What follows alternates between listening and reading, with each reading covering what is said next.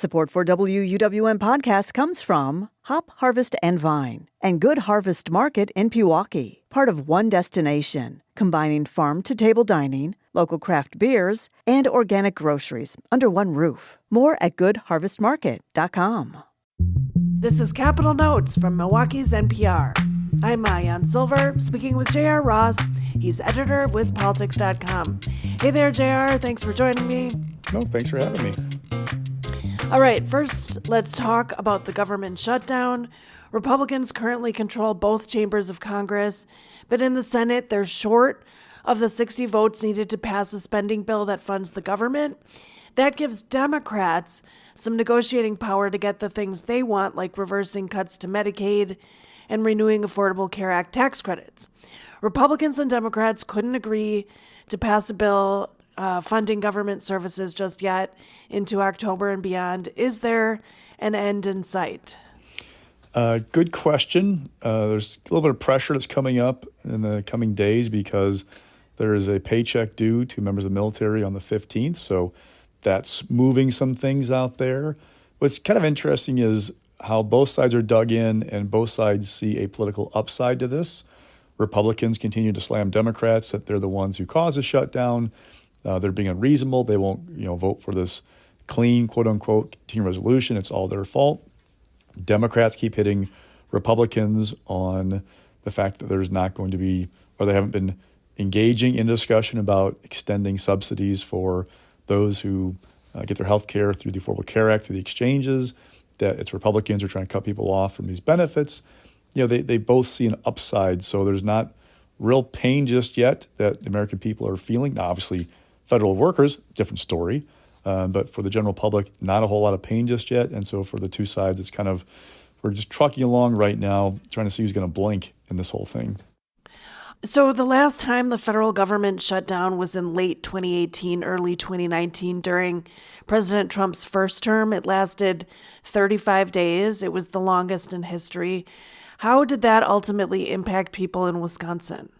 They were impacted, parks closed, if I remember correctly, things like that. There are inconveniences. But, again, the biggest impact seems to be on, those who run federal programs, for example, women and WIC, women and children, infants and children. There's some talk about those benefits running out right now.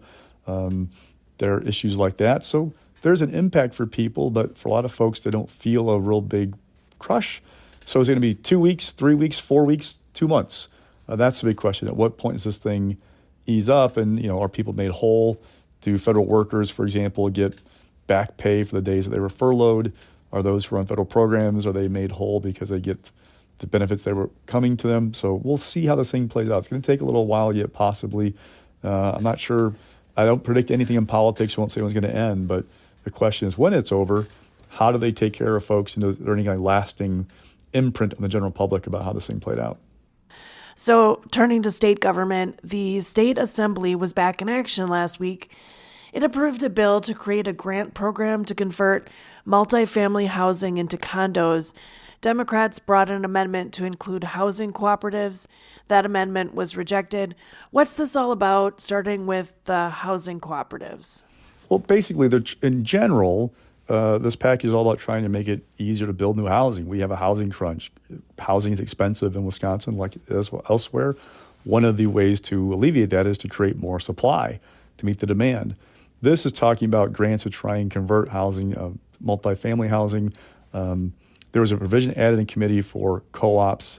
Ryan Clancy, a Democrat from Milwaukee, had pushed that. Right before the committee vote, the Republican co-authors said, hey, we did some more studies on this. It wouldn't work. It would be a challenge. We're not sure how this would kind of play out, so we're going to pull back from that. They'll consider it another time, maybe in separate legislation, but just not in this bill. Clancy wasn't very happy about that. But overall, these things are about trying to increase available housing in Wisconsin because, again, it's getting awfully expensive and we need places for people to live. Okay, so moving on to the election process in the state, heading into the 2026 elections. So Wisconsin receives an average of more than 200 online voter registrations per day. That's according to the Wisconsin Department of Justice. Can you tell us what's going on in litigation before the Waukesha Circuit Court about checking the citizenship status of those voters that are registering online? What's going on with that? So there are a couple of conservatives who sued, arguing that, in Wisconsin, you have to be a citizen to vote, right? There's a constitutional amendment approved last fall that only citizens can vote in a state or local election. They're arguing that there is a responsibility, essentially, for the Elections Commission and the Department of Transportation to work together to make sure there's nobody on the voter rolls who's not a citizen, and that going forward, those who register to vote have to prove their citizenship. A Waukesha County judge issued a ruling saying, yes, there has to be a verification process, and yes, DOT and Elections Commission, you have to work together to go through everybody in the voter rolls now and make sure there's nobody there who shouldn't be there. Now, there are a number of issues going on. One, Elections Commission says, hey, this is going to be a huge lift.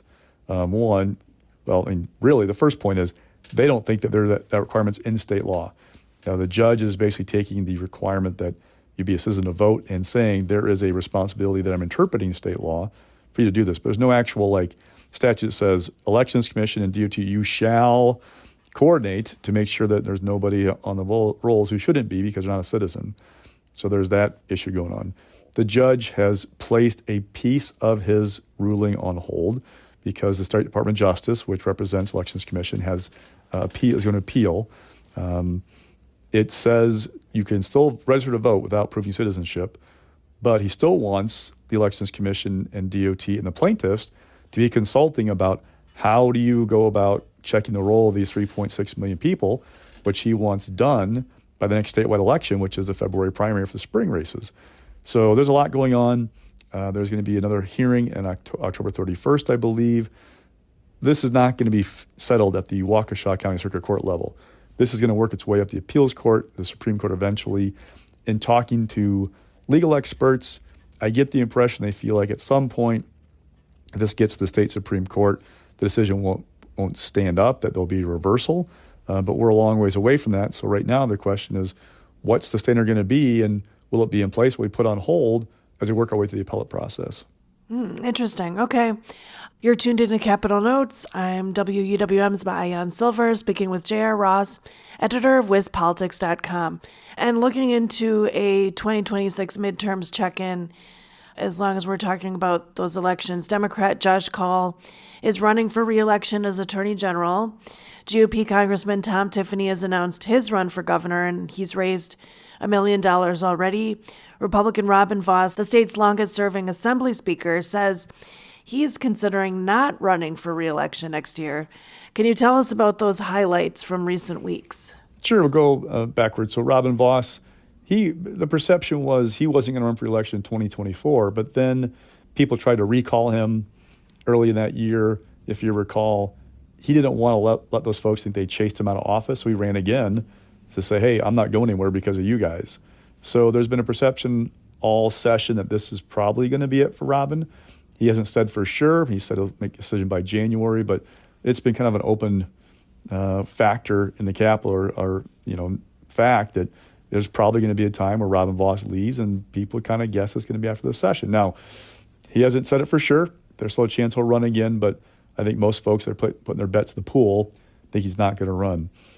Tiffany raised $1 million. Well, wait, about Robin Vos, what do you think would happen in that power vacuum situation? Have you kind of started thinking about that? Tyler August is the majority leader. He has basically been speaker in waiting for a while. Now, this all assumes Republicans continue to control the assembly, right? If they lose control, they're not speaker anymore. But if Republicans have a majority after 2026, and if Robin Vos is not there, there's been a succession plan that Tyler August will work his way up. He's from the Lake Geneva area. He's been taking a more prominent role with the leadership and talking at news conferences and raising money, doing all the things you do as speaker. So there's an expectation that it would go toward, he'd be the one who'd step up if Robin were to not seek re-election in 2026. Gotcha. Okay, so moving on to the Tom Tiffany information. Yeah. So he's raised $1 million. Good number to start, because there's one big question about Tom has been, can he raise the money to be successful? He's not been a strong fundraiser in his time in Congress. He raised $1.2 million over a 2-year period in 23 and 24 for his last bid, which isn't really, not even that top half of the members of our congressional delegation. Now, he'll argue that he's not in a competitive seat. He doesn't need to raise a lot of money because of that. But there's just a kind of persistent question. Is he going to raise enough money? Right now, it's just him and Josh Schoeman. Bill Berrien dropped out a few weeks ago. So this is kind of Tom's opportunity now to really take over and say, hey, I'm going to raise the money needed to prove that I'm the one you should trust. They've got reports due in January. If he raises enough between now and then, maybe it kind of quiets some of that chatter. But as long as there's this perception that Tiffany's going to struggle on a couple of fronts, including connecting with suburban Milwaukee voters, there's been chatter about an alternative. Tommy Thompson has said he might run. People I've talked to don't think Tommy would actually run, but it's a sign he's not sure that there's the right person in the field yet. You're going to keep hearing whispers about an Eric Hovde or Tim Michaels or Matt Newman, all businessmen. Two of them have run before for statewide office because there's just people are looking for an alternative. So it's kind of incumbent upon Tiffany to seize this moment and say, no, I'm the one. Like, I'm going to raise the money. I've got the infrastructure. I can appeal these voters. I'm the one you should be backing, and let's get on board board this train and go.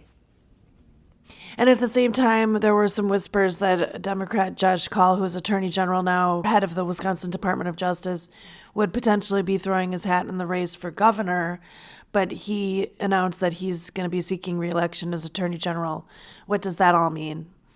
Basically, he didn't really burn for the job of being governor. I mean, I know that might sound somewhat odd to some people who think that, being governor is the goal for everybody, but it isn't. And Josh Kaul, he said after his announcement that he had concerns, one, about his family. He's got young kids. And two, who'd be the Attorney General. He's started a number of lawsuits against the Trump administration. He wants to continue those.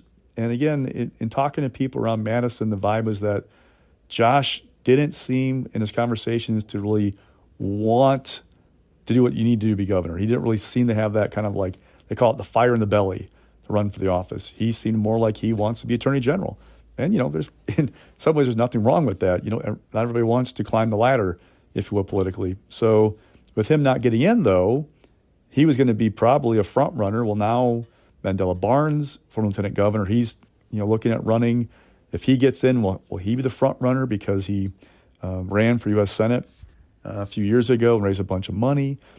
Sarah Rodriguez, lieutenant governor, she announced recently that she has raised $2.5 million for this race. Now, of that money, $400,000 is from her own campaign. $2.1 million, she says, are donors who say, I'm going to give money to groups that support you to help your campaign. She can't control that spending.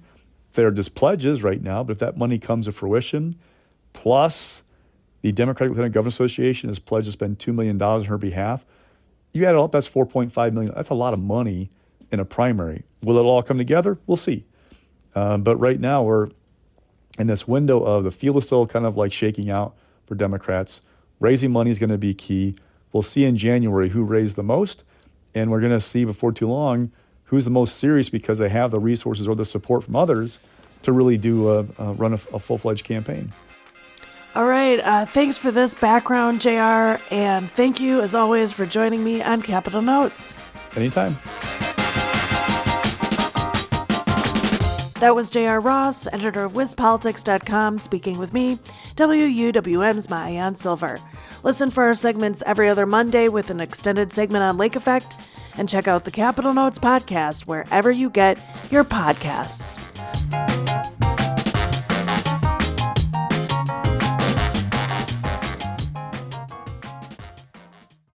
Sources and methods, the crown jewels of the intelligence community.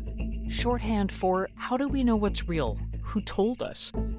If you have those answers, you're on the inside, and NPR wants to bring you there. From the Pentagon to the State Department to spy agencies, listen to understand what's really happening and what it means for you.